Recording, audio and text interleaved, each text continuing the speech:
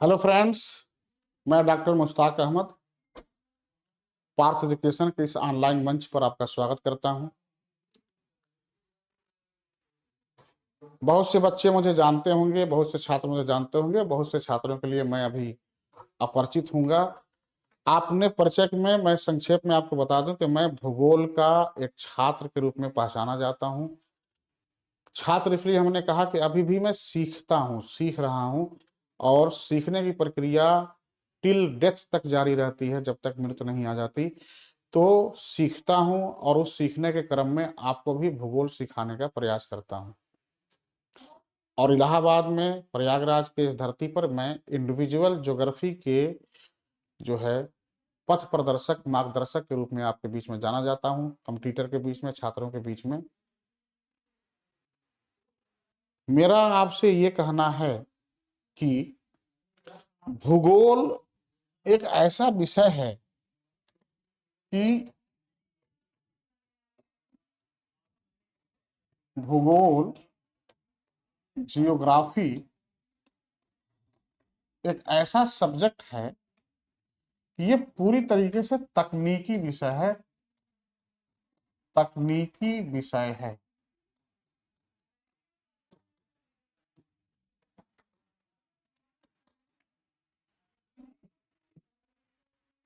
और इस विषय को पढ़ने का और पढ़ाने के में जब तक आपके पास टीचिंग स्किल और टीचिंग के साथ टेक्नोलॉजी का योगदान ना हो, तो इस विषय के साथ आप 100% न्याय नहीं कर सकते।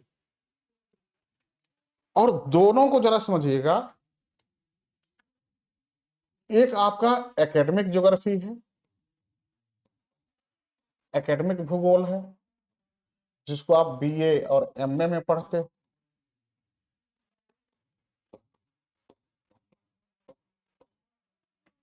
और दूसरा कॉम्पिटेटिव भूगोल है, ज्योग्राफी है, जो आपसे अलग अलग कॉम्पिटेटिव एग्जाम में पूछा जाता है,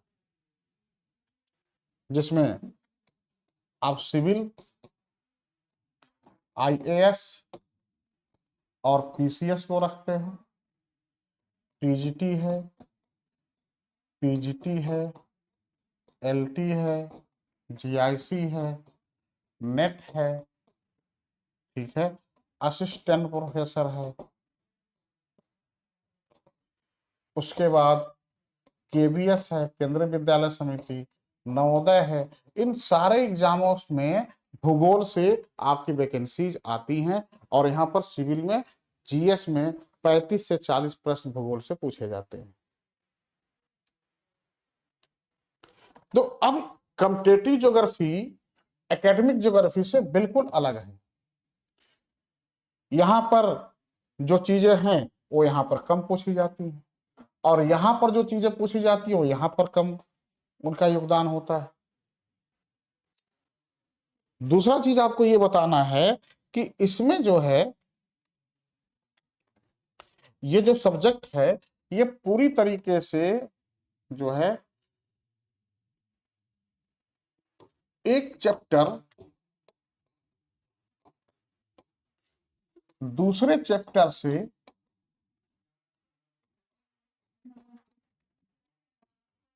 चैप्टर से बहुत ही ज्यादा इंटर रिलेटेड होता है।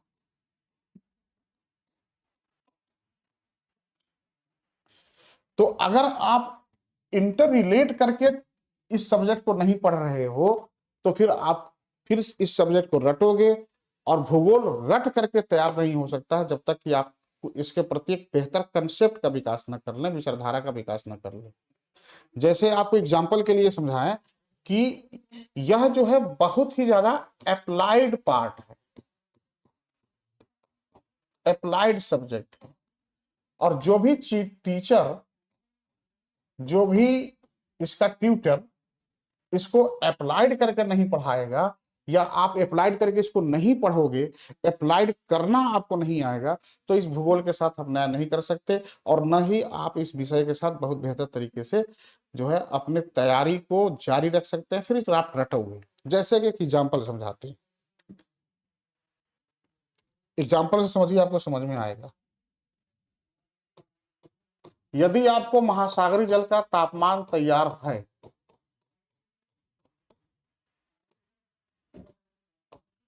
महासागरीय जल का तापमान यदि आपको तैयार हो रहा है, तापमान अगर तैयार हो जाता है अच्छे से, तो तापमान तैयार हो जाएगा तो महासागरीय लवणता आपकी तैयार हो जाएगी, महासागरीय लवणता आपकी तैयार हो जाएगी। और यदि लवणता तैयार हो जा रहा है तो प्रवाल भित्तियों का विकास, प्रवाल भित्तियों का विकास के लिए जो दशाएं हैं वह तैयार होगा। और जब ये सारा तैयार हो जाएगा तो आपकी जलधाराएं अपने आप तैयार हो जाएंगी, तैयार हो जाएंगी। देखो, बहुत आसान तरीके से इसको एक कंसेप्ट से आपको समझाता हूं। किसी भी महासागर का जब तापमान बढ़ाते हैं तो तापमान के बढ़ने पर जल का आयतन बढ़ेगा, और जब जल का आयतन बढ़ेगा तो उसका जो डेंसिटी है, डी फॉर डेंसिटी, कम हो जाएगा। और आयतन जब बढ़ेगा तो उस महासागर का जो जलस्तर है वह क्या होगा, बढ़ जाएगा।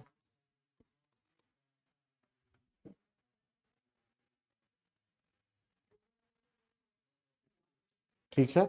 उसी प्रकार से यदि हम इसका तापमान कम करते हैं, आयतन को बढ़ाते हैं, तापमान कम करेंगे, आयतन कम होगा, डेंसिटी भी कम हो जाएगा, सॉरी, आयतन कम हो जाएगा तो डेंसिटी बढ़ जाएगा, आयतन कम करेंगे तो डेंसिटी क्या हो जाएगा, बढ़ेगा, और डेंसिटी बढ़ेगा तो जलस्तर कम हो जाएगा। अब इसको व्यवहारिक समझ लो। ठीक है, एक गिलास पानी में, आधा गिलास पानी आपने लिया, आधा गिलास पानी में 10 चम्मच नमक आपने घोल दिया। ठीक है, और कोई आया उसमें आधा गिलास पानी और मिला दिया, 1 गिलास पानी हो गया। ठीक है, तो जब आयतन बढ़ गया तो डेंसिटी क्या हो गया, कम हो गया।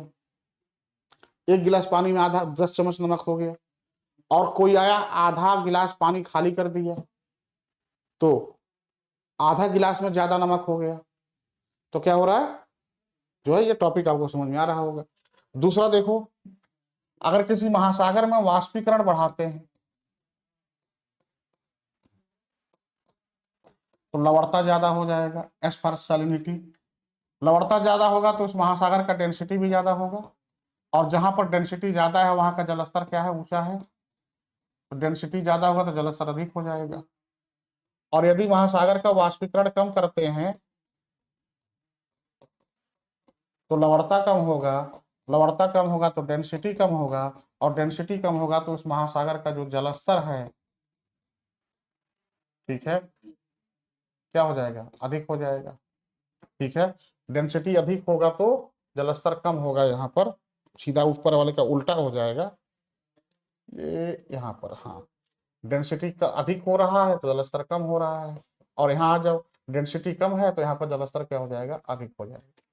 अब आप मुझे बताओ, ऐसे में जलधाराओं की उत्पत्ति क्या होगी, जलधारा की उत्पत्ति कैसे होगी, अधिक जलस्तर से कम जलस्तर की ओर, अधिक जलस्तर से कम जलस्तर की ओर, ये जलधारा हो जाएगी, हो जाएगी। अब आप मुझे बताइए कि तापमान आपने तैयार किया, तो तापमान टॉपिक पढ़ने के बाद तापमान से आपका जलधारा तैयार हो गया, और तापमान से आपकी लवणता तैयार हुई, और लवणता से आपका क्या तैयार हुआ, जलधारा तैयार हुआ। तो क्या कहोगे कि हमेशा जलधाराएं कम लवणता वाले महासागरों से अधिक लवणता वाले महासागरों की ओर चलती हैं, और यहाँ क्या कहोगे कि हमेशा जलधाराएं अधिक तापमान वाले महासागरों से कम तापमान वाले महासागरों की तरफ चलती हैं। ठीक, तो ये सारे टॉपिक इंटर रिलेटेड हैं कि नहीं है। तो जब तक हमने क्या कहा, तापमान तैयार नहीं होगा तो लवणता, और ये दोनों तैयार नहीं होंगे तो जलधारा नहीं तैयार। इसी वजह से इस टॉपिक को तैयार करने में समस्या होती है। और एक चीज आपको दिखाते हैं, दूसरा से समझिए। ये तो फिजिकल ज्योग्राफी में है। यदि भौतिक भूगोल में आपका वायु दाब नहीं तैयार है, तो वायु दाब तैयार नहीं है तो पवन नहीं तैयार हो पाएगा, और पवन तैयार नहीं होगा तो वायुमंडलीय परिसंचरण नहीं तैयार कर पाओगे। वायुमंडलीय परिसंचरण, और वायुमंडलीय परिसंचरण हवाएं कैसे चलती हैं। अब वायुमंडलीय परिसंचरण नहीं तैयार कर पाओगे तो वायु दाब प्रवणता, पीजीएफ, वायु दाब प्रवणता, कोरियालिस बल, ये सारे कंसेप्ट आपके क्या हो जाएंगे, अधूरे हो जाएंगे। ये सब आप नहीं तैयार कर पाओगे। और जब वायुमंडलीय परिसंचरण नहीं तैयार होगा तो वातावरण कैसे बनता है, जेट स्ट्रीम कैसे बनते हैं, पवन कैसे चलते हैं, मानसून कैसे आते हैं, ये सारे टॉपिक आपके तैयार नहीं होंगे। और जब तैयार नहीं होंगे तो अंततः क्या करोगे, आप रटना शुरू करेंगे। ठीक है, और रटेंगे तो बड़ी दिक्कत होगी। ठीक है, अब थोड़ा सा इसको आते हैं रीजनल ज्योग्राफी में अप्लाई करते हैं, प्रादेशिक भूगोल में। ठीक है, बोर्ड देखिए, प्रादेशिक भूगोल में लोग रट्टा मारते हैं। आपको क्या करना है, पहले आप किसी भी महाद्वीप में देश और उसकी राजधानी तैयार करिए। देश और राजधानी जब तैयार कर लेंगे तो उसके बाद उस महाद्वीप में आप क्या करिए, पर्वत तैयार करिए। पर्वत के बाद पठार तैयार करिए। पठार के बाद मैदान तैयार करिए। मैदान के बाद फिर नदियां तैयार करिए। नदियां के बाद फिर संसाधन तैयार करिए। संसाधन तैयार हो जाए तब उद्योग तैयार करिए। इस क्रम में अगर आप पढ़ते हैं तब जाकर के आपका सारा टॉपिक तैयार हो जाएगा। और जब कंप्लीट हो जाए तब वहां का एग्रीकल्चर तैयार करिए। अब देखो, नदियां, नदियां आप क्या पढ़ते हो, स्रोत पढ़ते हो, नदी निकलती कहाँ से है। नदी में आप क्या पढ़ते हैं, अपवाह क्षेत्र पढ़ते हैं, नदी बहती कहाँ से है। और नदी में आप क्या पढ़ते हैं, निकास पढ़ते हैं, नदी गिरती कहाँ पर है। अब आप मुझे बताओ, दुनिया की कोई भी नदी किसी न किसी ऊंचे स्थान से निकलेगी तो इसका स्रोत या तो पर्वत होगा या पठार होगा। कोई भी नदी या तो किसी देश में बहेगी या उसके किनारे कोई राजधानी होगा, या उस नदी का अपवाह क्षेत्र कोई ना कोई मैदानी इलाका होगा। नदी का निकास कोई किसी सागर में गिरेगी या महासागर में गिरेगी। उद्योग, उद्योग या तो नदी के तट पर लगा होगा, या तो किसी मैदान में लगा होगा, या तो किसी पठार पर लगा होगा, या किसी पर्वत से उसको संसाधन मिल रहा होगा। संसाधन नदियां में मिलेंगे, मैदान में मिलेंगे, या किसी पर्वत से संसाधन मिलेंगे। देख रहे हो, अगर आप क्रम से पढ़ते हैं तो चीजों को रटने की आवश्यकता नहीं है, वो अपने आप तैयार हो जाएगा। जैसे इसको समझाते हैं एक उदाहरण के द्वारा। ठीक है, संक्षेप में जल्दी से एक उदाहरण के द्वारा समझ लीजिए, आपको समझ में आ जाएगा। ग्रेट लेक्स अगर यूएसए में आपको लेकर के जाएं तो ये है सुपीरियर झील, इधर है ये आपकी ह्यूरॉन झील, ये है मिशिगन झील, ये है ईरी, और ये है ओंटारियो झील। ये सुपीरियर झील है, ये ह्यूरॉन झील है, ये मिशिगन झील है, ये ईरी झील है, और ये है ओंटारियो झील है। और यहीं पूरब में अपलेशियन पर्वत पाया जाता है। ये पर्वत कौन सा है, अपलेशियन पर्वत है। यहाँ पर कोयला बहुत भारी मात्रा में मिलता है। ध्यान से समझना, अपने आप समझ में आ जाएगा। और ठीक इसके ऊपर सुपीरियर, उच्च सुपीरियर झील के चारों तरफ का जो इलाका है इसको सुपीरियर हाईलैंड बोलते हैं, सुपीरियर उच्च भूमि बोलते हैं। इसको क्या बोलते हैं, सुपीरियर उच्च भूमि, सुपीरियर उच्च भूमि। अब सुपीरियर उच्च भूमि में लोहा दबा हुआ है, भयंकर लोहा मिलता है। अब सुपीरियर उच्च भूमि के लोहे को ग्रेट लेक्स के माध्यम से, अब जरा प्रांतों की स्थिति समझ लो। अगर आप इंटररिलेट करके पढ़ते हो तो देखो, ये जो प्रांत है ये ओहियो प्रांत है, ये जो प्रांत है ये पेंसिल्वेनिया प्रांत है, और ये जो प्रांत है ये न्यूयॉर्क है। ये ओहायो है, ये पेंसिल्वेनिया है, ये न्यूयॉर्क प्रांत है। जाके अटलस देखना, सब मिल जाएगा। अब सुपीरियर उच्च भूमि के लोहे को ग्रेट लेक्स सस्ते जल परिवहन के माध्यम से ईरी झील के किनारे ओहियो प्रांत का एक बंदरगाह है जिसका नाम है यहाँ पर क्लीवलैंड। कौन सा बंदरगाह है, क्लीवलैंड है। क्लीवलैंड पहुंचाया जाता है। लोहा पहुंच गया क्लीवलैंड, और क्लीवलैंड से सारा का सारा लोहा पेंसिल्वेनिया के पिट्सबर्ग में भेज दिया जाता है। यहां देखो पिट्सबर्ग दिया होगा। पेंसिल्वेनिया अपलेशियन से कोयला मंगा लेता है, ठीक है। तो अपलेशियन से कोयला, खुद पेंसिल्वेनिया में बहुत ज्यादा कोयला मिलता है, तो पेंसिल्वेनिया अपलेशियन से कोयला मंगा लेता है और यहां से मंगा लेता है लोहा। और दुनिया का सबसे बड़ा लौह इस्पात उद्योग का विकास करता है पिट्सबर्ग। पिट्सबर्ग को विश्व की लोहे की राजधानी कहते हैं, लौह इस्पात उद्योग की राजधानी कहते हैं। इतने लेक्चर से आपको ये समझ में आ गया होगा कि यह सब्जेक्ट कितना ज्यादा इंटर रिलेटेड है। अगर आप इसको एक दूसरे से अप्लाइड करके पढ़ रहे हो, इंटर रिलेट करके पढ़ रहे हो, तो इसको तैयार करना बहुत ही आसान है। दूसरे लोगों में यही समस्या है कि इस सब्जेक्ट को इंटर रिलेट नहीं करा पाते हैं, अप्लाइड नहीं करा पाते हैं। तो यदि आपको अप्लाइड ज्योग्राफी पढ़ना है तो आप आ जाइए, स्वागत है आपका। ऑनलाइन ऑफलाइन दोनों बैच चलते हैं, ठीक है। कल्लनगंज थाने के सामने, गोविंदपुर और पार्थ एजुकेशन के ऑनलाइन चैनल पर हर जगह मैं उपलब्ध हूँ, ठीक है। बहुत बहुत धन्यवाद। ठीक, आपने आपने मेरा साथ दिया, इसके लिए बहुत बहुत धन्यवाद।